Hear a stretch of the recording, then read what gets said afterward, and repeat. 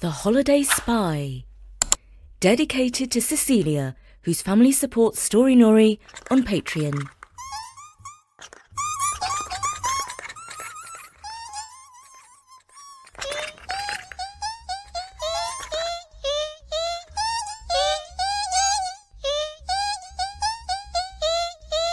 Hello, this is Jonna, and I'm dropping by with another mousy episode of Story Nori. You may have heard our fable recently called The Cat That Went Ding-a-ling. This introduced a family of mice, including the heroic Jimmy Mouse and the very clever Judith Mouse.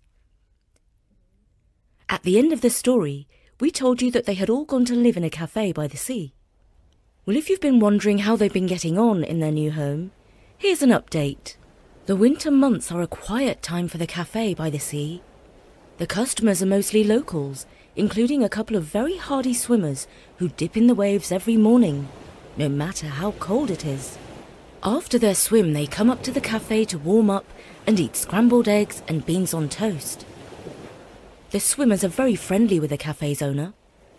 One day they asked him why he had a tattoo of a cat on his arm, but no real-life cat. "A cat would keep the mice away," said one of the swimmers. "Oh, don't worry, we don't have mice in this cafe," said the cafe owner. "You know, they don't like the sea air." In this he was mistaken. A mouse called Judith was listening to their conversation from behind the skirting board. "This is good intel," she said to herself.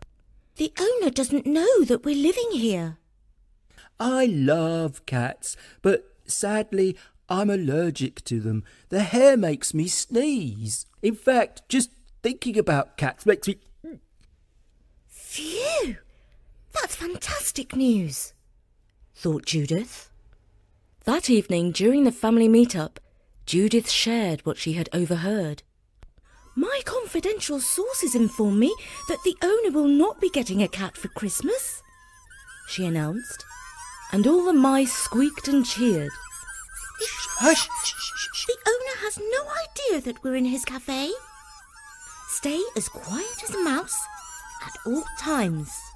"Remember, careless talk costs lives," Grandpa Mouse warned the clan.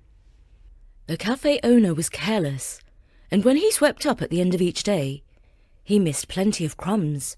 In fact, the family of mice were super lucky to be living in such an unhygienic place.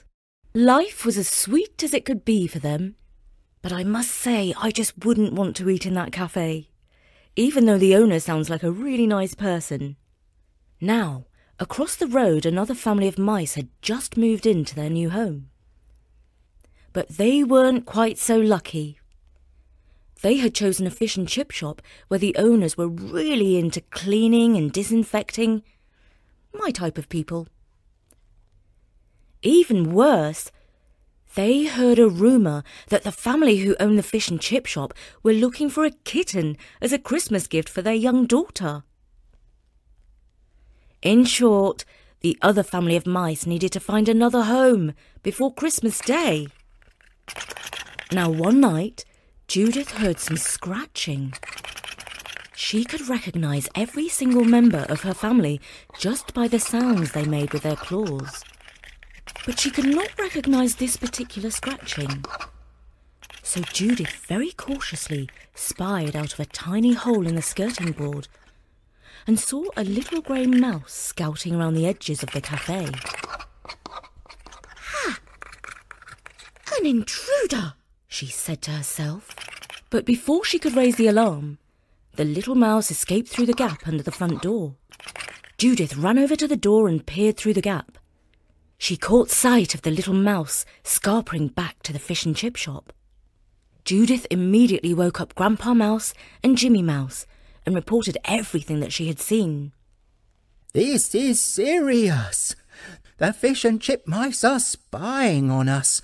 When they see how sweet our setup is here in this messy cafe, they will want to take over.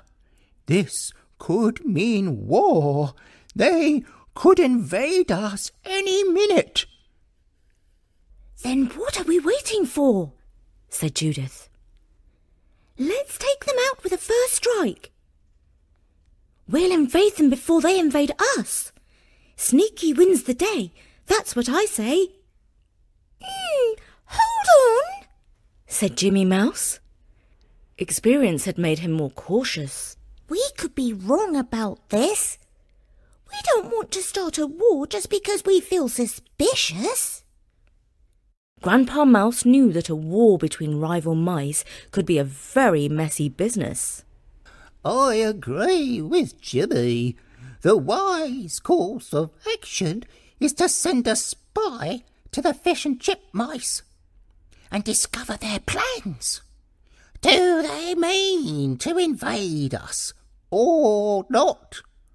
We really need to be sure before doing anything drastic like starting a war.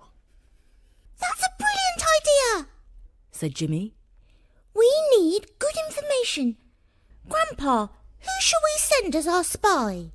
Well, we need a mouse that's brave, quick-thinking, resourceful, and above all, totally trustworthy.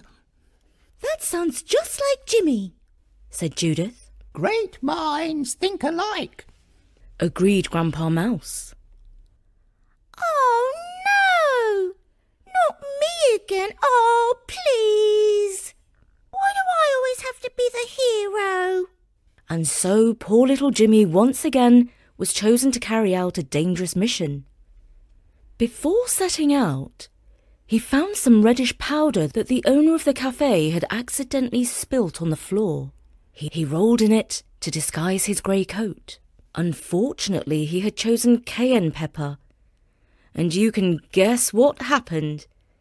He immediately sneezed. Achoo! This is no good, he said to himself.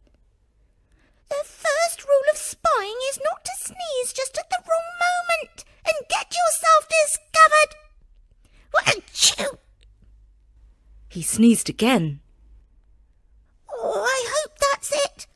I've sneezed all I'm going to now. Well, I'd better head off on my mission. So little Jimmy ventured out and scampered across the busy road. Fortunately, he narrowly escaped the fat tyres of a truck and he arrived safely at the fish and chip shop. It was good timing. The fish and chip mice were holding a meeting under the floorboards. The boss of the clan was a mouse called Magnolia, commonly known as Sweet Thing. Sweet Thing was saying, "We all remember that cake shop down in New Orleans. It was the best we ever had." "We got to get back to that cake shop," said a voice. "Unfortunately, we can't. They bought 2 cats." "There's a beautiful cafe just across the road, facing the sea. It's full of crumbs and delightful morsels of scraps and mess, and it's just the perfect home for a family of mice." "It's too late. There's a family of mice that just moved in," reported the mouse that Judith had spotted. Just as the conversation was getting especially interesting, little Jimmy Mouse couldn't help himself. The cayenne pepper got up his nose and he sneezed again. Achoo! Some of the mice who were standing near him moved away. Nobody likes to be sneezed on, especially these days. Now Sweet Thing had a mouse sense that told her the sneeze did not come from any of her children, or grandchildren, or great-grandchildren, or great-great-grandchildren. She had an intuition that there was a spy in their midst. And so she said, "Here is some top-secret information which you must not share with anyone outside these walls. I have a spy living among the family of mice across the street. This mouse is highly placed and able to send me top-quality information. Believe you me, If a mouse so much as sneezes over there, I know all about it within the hour. Now, of course, none of this was true. Sweet Thing did not have a spy. It was a lie meant for the mousy little ears of whoever it was that had just sneezed. And sure enough, when little Jimmy Mouse returned home, he very excitedly reported what he had overheard. Grandpa Mouse! There's a top-level spy in our midst. If any one of us so much as sneezes, the boss of the fish and chip mice knows about it within the hour. A spy? A spy? A spy in our family? A traitor, you made? A treacherous little mouse? How if I could get my hands on him? How can that little mouse betray us? Who is it? Who is it, do you think? The story of the traitor spread like wildfire. Soon, every mouse in the family was looking at their brother, or sister, or cousin, or second cousin twice removed, and thinking, Are you the traitor? and at the same time they were worrying. Oh, does anyone suspect that I'm the traitor then? Of course, there was no traitor.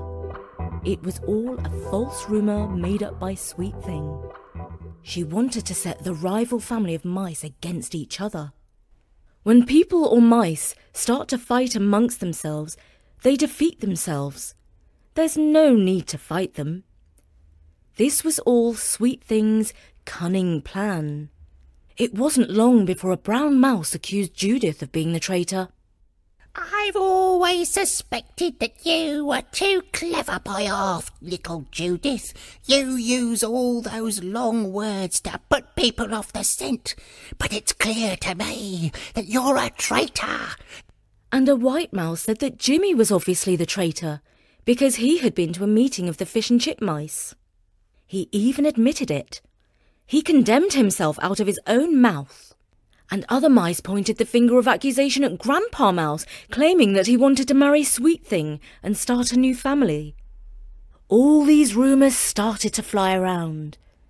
Some mice even called for Grandpa Mouse, Jimmy and Judith to be arrested and put on trial and found guilty. Can't you see?